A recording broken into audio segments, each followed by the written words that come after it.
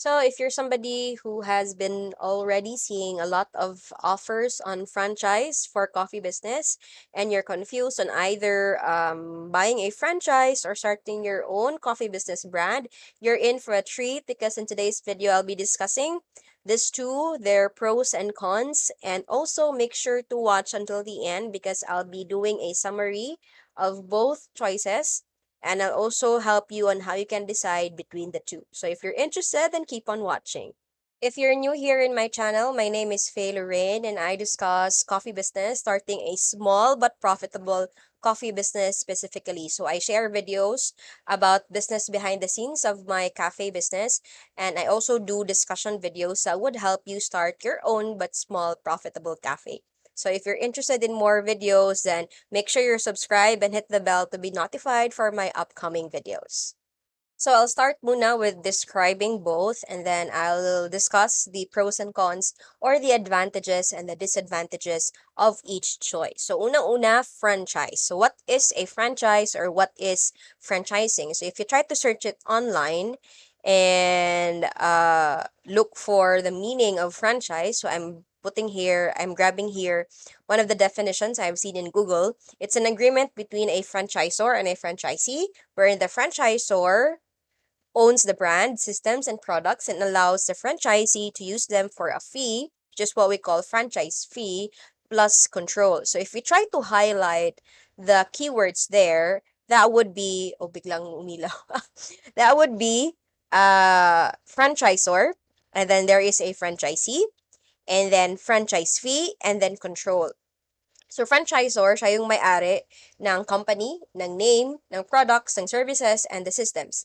Ikaw na bibili, you call yourself the franchisee. So, bibilihin mo yung rights to use the name of the company, to use the products, and to use its system. Of course, kasi binili mo, you'd be giving a franchise fee. So, yun yung bayad mo sa may-ari ng franchise, which is the franchisor. After you buy it, there would also be somewhat a control from the franchisor. So, bakit may control? Kasi nga, yung may-ari ng franchise or ng company, which is si franchisor, gusto din niya na ma-retain yung brand, no? Whatever yung binili mo, make sure na ma-follow mo yun. So, that's why there would be a control.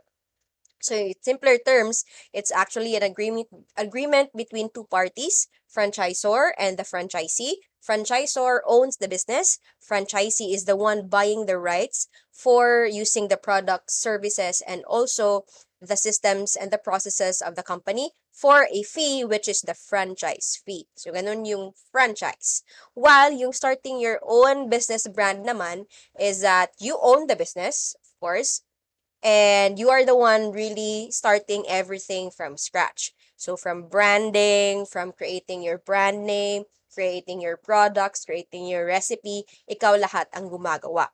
Walang franchise fee because ikaw yung mismong gagawa ng everything from scratch. So if you try to search it online, yung franchise versus starting your own, mostly yung mga articles are done by websites that are promoting franchise. So again, both are actually good. No, there's pros and cons for each, and let me discuss them now so that it would also help you in choosing between the two.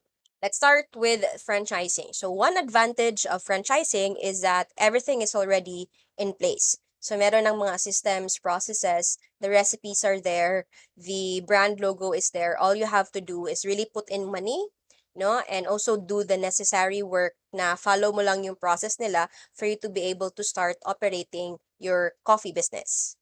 However, when you say kasi franchise, no, you are buying there the system, the process, and everything that's proven already na profitable sila.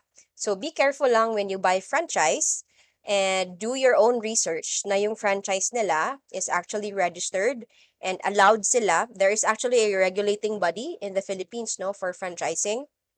Kasi pag nagbenta ka ng franchise, ibig sabihin nun, you have a proven system na profitable. Kaya nga bibigyan ka ng franchise fee, di ba?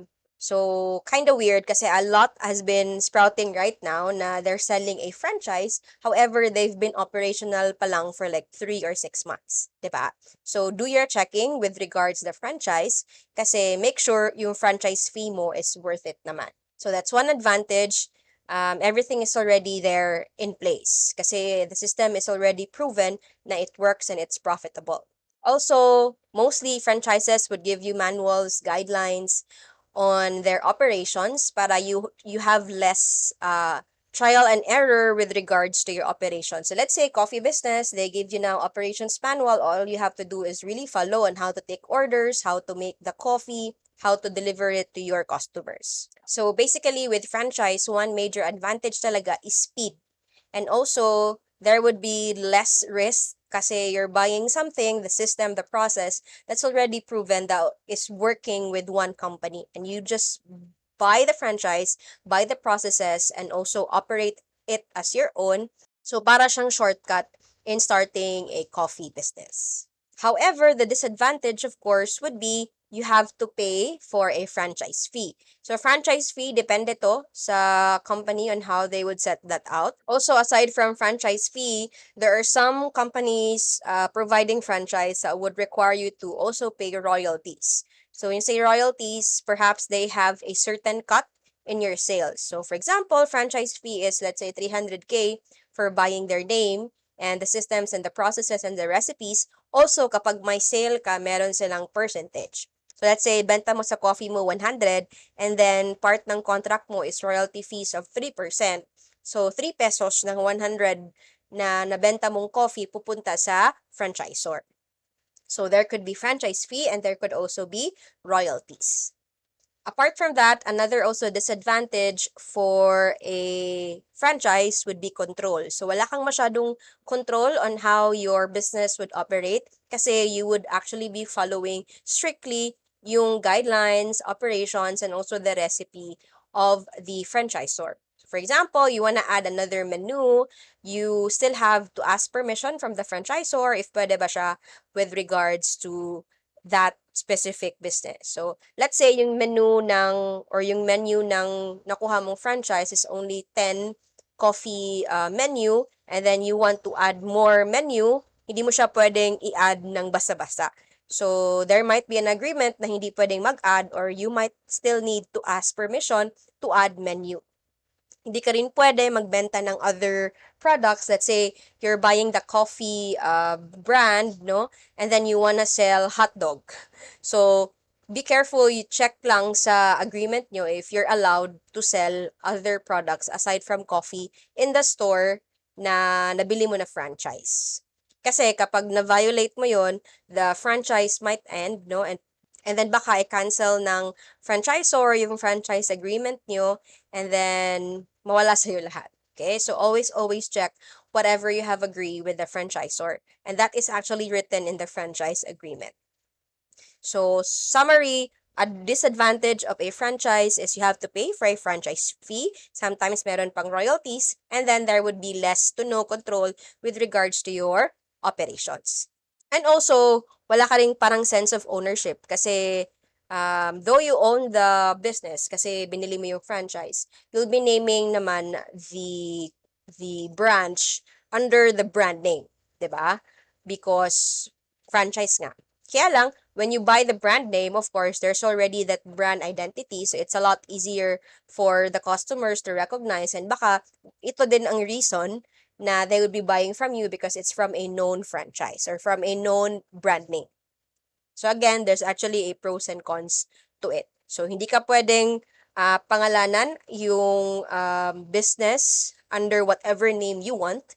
However, when you buy the franchise, one of the kasali ng franchise fee is using their name.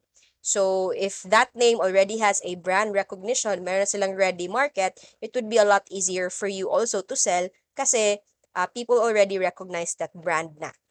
Then let's go to the second one, which is starting your own coffee business brand. So let's start with the advantage. Of course, you have full control on everything. So you can name it your own. You can have as many recipes as you want. You can sell whatever you want in your coffee business.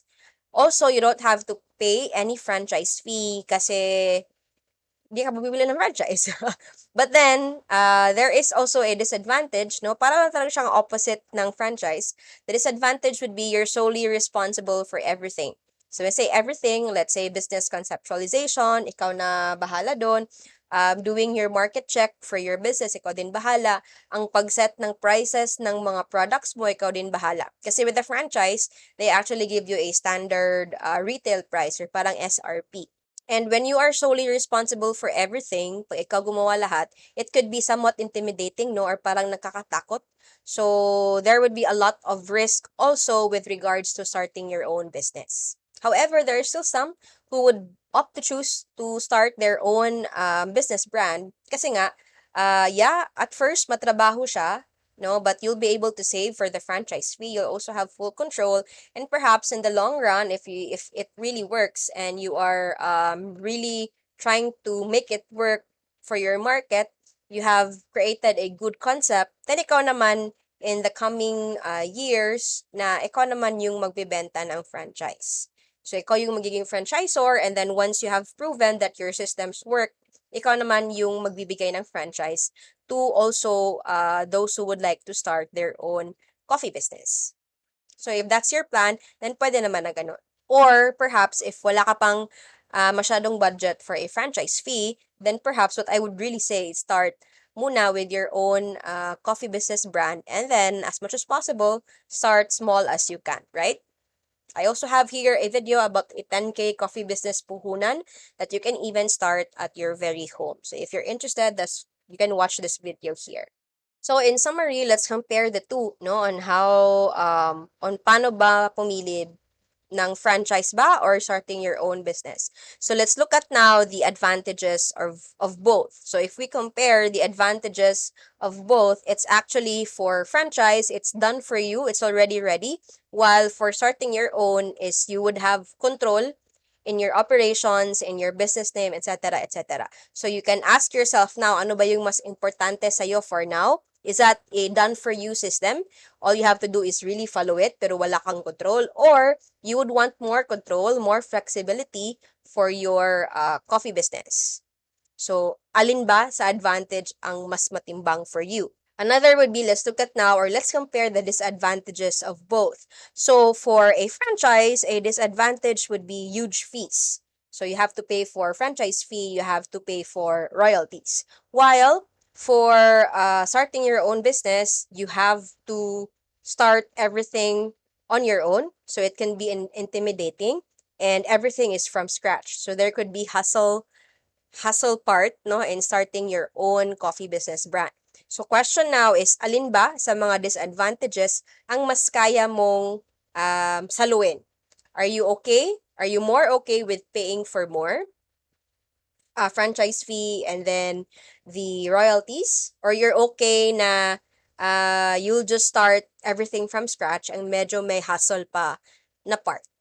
So it's actually between choosing which advantage matters to you and which disadvantage are you willing to go through. So that's one way of choosing on between the two, kung ano ba yung mas bagay sa'yo, franchise or starting your own coffee business. Another would be, this is actually what I teach also to my students, no, and how they choose a specific business is they can do the 3F BFY check. 3F BFY. So I call it 3F. BFY is business for you check.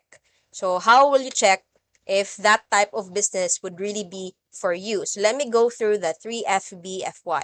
First F in the 3F BFY is flexibility with your current setup. So ano ba between franchising and starting your own business ang babagay sa time na kaya mong i-forgo considering your current situation? Let's say you still have a full-time job, or perhaps you're still studying, or perhaps may inalagaan kang anak, no, na that would still need your attention. Alin ba between franchising and starting your own business ang mas flexible with your current setup? That's one.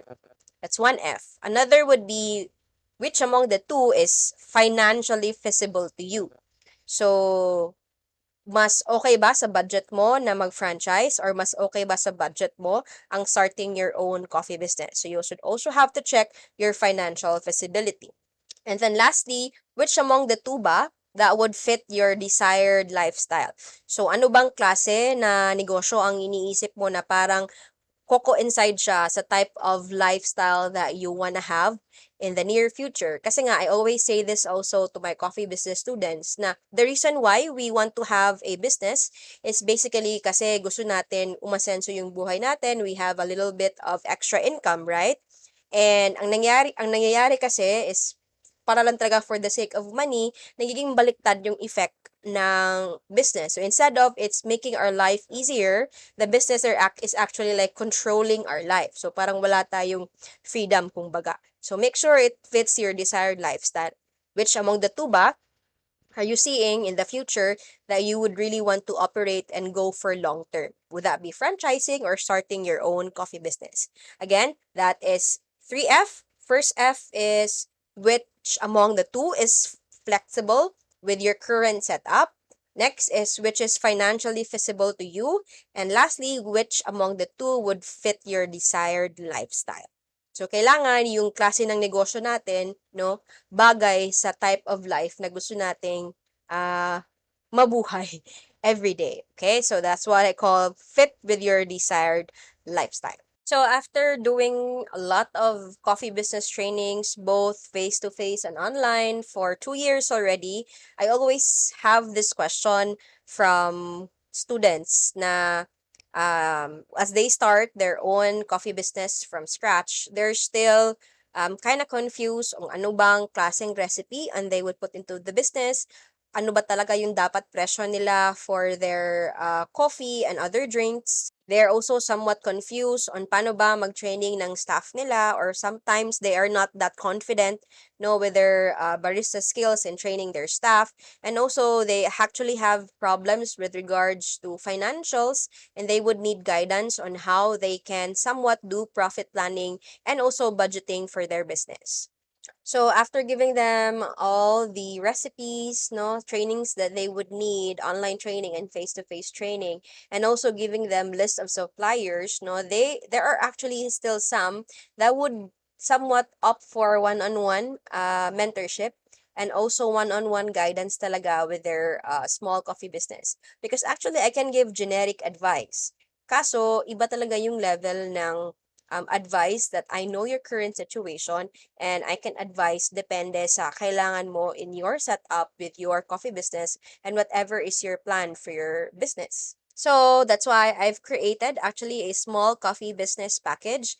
Basically, it's not a franchise. It's actually like ito yung meeting between a franchise and also starting your own business. So when you get the business package, you are basically buying the systems on starting a small coffee business plus the mentorship. So you get both the advantage of having a franchise, which is yung ready to plug na systems, you have guidelines, you have a mentor, which would be me, and then you would also have control on your business kasi you don't have to name it under my cafe, but you can name it your own. So that's why it's called business package. So the aim of this is you can start with ease and confidence with your own small coffee business and also really position it to be profitable. So inclusions niya, it will already have the brewing tools both for coffee and tea. Kasi kasali yung milk tea and fruit tea, hindi lang kape. Because of course, you would want to give variety to your customers. Included yung initial inventory, that's 1,000 cups. If you're able to sell the 1,000 cups, bawi na yung investment mo. It's that easy to get your money back.